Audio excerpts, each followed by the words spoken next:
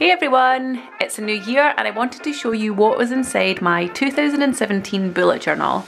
So I moved over to using the Wigton style journals. I bought one, I think this was my first one. This is the dotted pages inside and I really liked it, so these are the ones that I'm using going forward. As with all of my other bullet journaling videos, I'll pop a link to all of the materials that I use in the description below, so go and check that out if you want to buy any of the things that I'm using here. So this is actually only 6 months worth of journal. This is how long this book lasted me, and I think this was for the second part of the year, so I'm going to talk you through some of the spreads that I really enjoyed making, some of the ones that I really love the look of, and the ones which I am going to be carrying forward to 2018. Okay. So for the front cover, this was the first sticker that I added. This was a sticker that I got at a conference that I attended. It's by Daisy Natives. We were sharing some pins and some other bits and pieces when we met, and these were some of Daisy's stickers. This was the first sticker that I added, and then I also added, this is one of hers as well. And then after that, I had some stickers made. These are matte vinyl stickers, which I have for sale in my shop. Obviously, they are biscuits because that is my thing. And I just really loved how this made my journal quite fun looking and really pretty at the same time. So as I mentioned, I added another one of Daisy's stickers in the inside cover here. This was like a bunch of mottos that I thought would be really nice to try and live by in 2017. Definitely did take more road trips, did a lot more creating. Messy hair is something that I do all of the time, and I definitely drank loads more coffee, so I really liked having this in the front of my journal. This is a sticker from the bottom of my sticker sheet. I think I actually just cut that up and put it in, you know, just in case I forget who I am. So yes, my key is at the very front of my journal here. This is a key that I've sort of developed myself. This is not the bullet journaling key which is recommended, but these are the ones that I use a lot, and this is the way that I like to use my key. So I have all of my tasks in square boxes, which I draw using the gridded pages. When I've half done something, I shade the box in with a diagonal triangle. When I've moved a task forward, I make a little triangle in the right hand direction.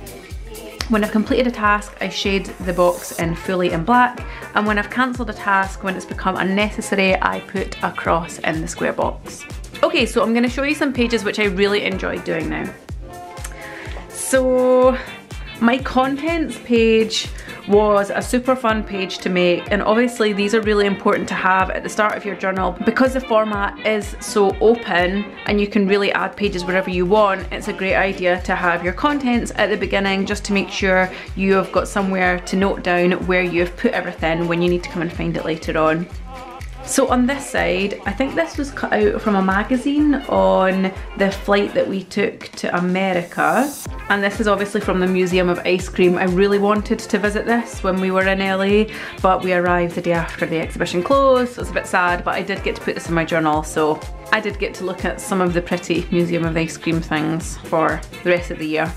So I went for a bit of a rainbow star theme for my contents page, just decorated all around the edges using some Crayola markers, and then just used my gel pen just to neatly write down everything that was in my pages going forward. So first up, this is how my future log pages developed from my very first journal. So I still use the horizontal layout of 3 rows to a page, and each of these rows is for a month. So when I know I've got something big happening in that month, I'll write it down in each one of these sections, and then when I come to create my monthly spreads, I can migrate these big tasks into each of those monthly spreads so I make sure I've not forgotten anything important.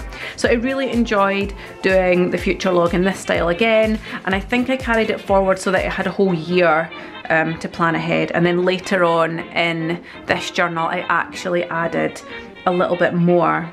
Another page of 6 months future logs because I had things that were planned a little bit further in advance. Most of my weekly layouts are laid out like this. Similar to the future log, I use the page divided into thirds with the day of the week at the top of each. And I sort of alternate between different header styles for each day of the week, but ultimately each weekly spread is exactly the same. I've got my checkboxes down one side with my list of tasks. When I've completed a task, I shade in the box black. When I need to move it forward, I migrate it using my little right hand arrow. When I've cancelled something, like spin, when my spin class got cancelled, that's a little cross in the box. So another style that I like to do an awful lot is this sort of easy marker calligraphy as headers. Now, I am not saying that I have got the neatest bullet journal in the world. I absolutely don't. As I always say, a bullet journal is a working book and you don't need to be too precious about it. So for these headers, I use the Crayola markers, which do give you a kind of similar thick and thin sort of effect as Tombow pens do. They're an awful lot cheaper, and once you get the hang of it, you can really get a nice effect. So just this sort of handwriting style, thick and thin line with the date and then a little line to divide each section is something which I find really useful. Aside from usual days, I also have been using my bullet journal quite a lot for note taking. So this was actually at a conference I was attending, and I find note taking is much more fun and I seem to absorb the information an awful lot more when it's pretty looking. So I usually just limit myself to 2 pens, a coloured pen and then a black pen, and just let myself listen to what's been said and create something on my page which is reflective of that. So I can then look back on this and remember all of the things that were said during the talk or the presentation and use that in any way that I need to going forward.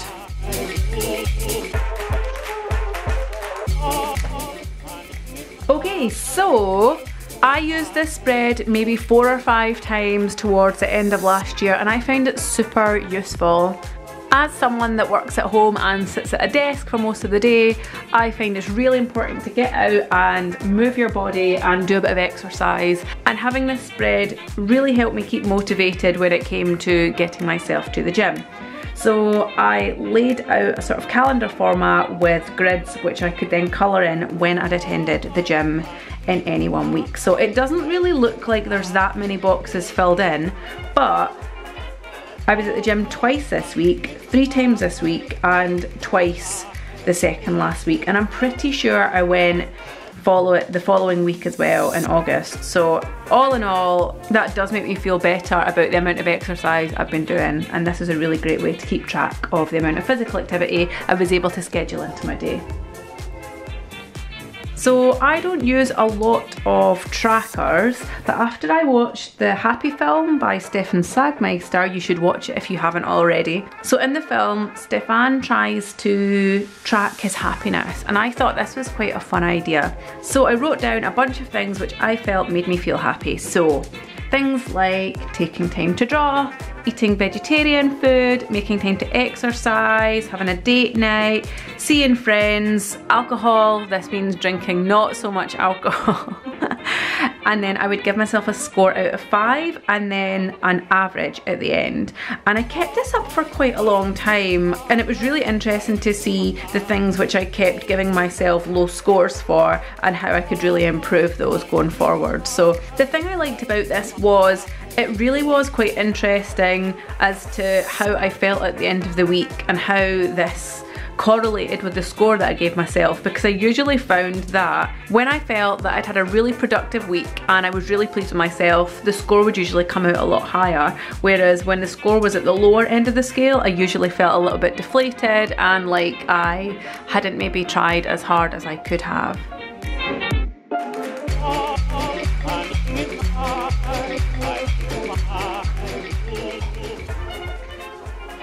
So December's calendar and to-do list page is one of my favourite monthly preparation pages. I really like the colour palette of this, the pale pastel and the lemon yellow. These were both Tombow pens that I used for the coloured parts.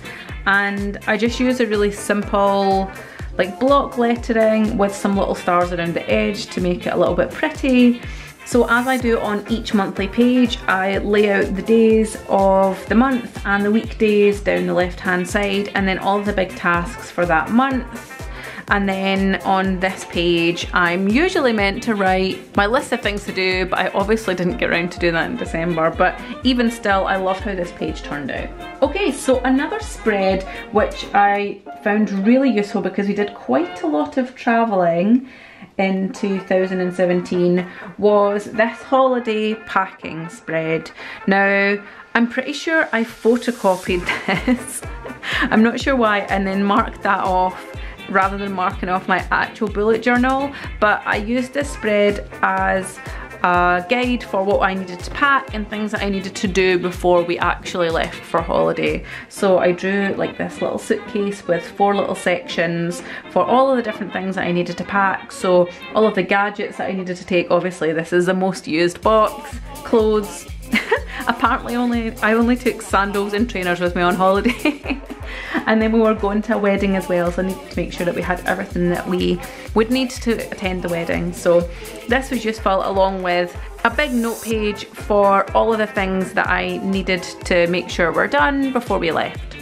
So I'm going to finish off with one of my favourite pages for lettering, and this was a style that I sort of discovered by accident towards the end of last year, and this was using Tombow pens in just 2 different colours. So I started off with this weekly spread just using the pink Tombow pen. I'll pop a link to which pen that was in the description below, and then a lilac pen on top. So to achieve this sort of ombre effect, what I did was I used the pink pen to do the bulk of the lettering first, and then I went back round with the lilac pen and just used it to mark the tips of the tops of the letters. And I did that for the whole word, and then I went round and did a smaller amount at the top, so you can see there's really like a grade of colour from dark to light. So it was really just layering up the colour that was on the page, and the Tombow pens are actually really great for that, so that made that super useful. And then I got some of these really skinny MT tapes and I added some of those as well. I don't know if I would add those again, but I really love this sort of ombre lettering style.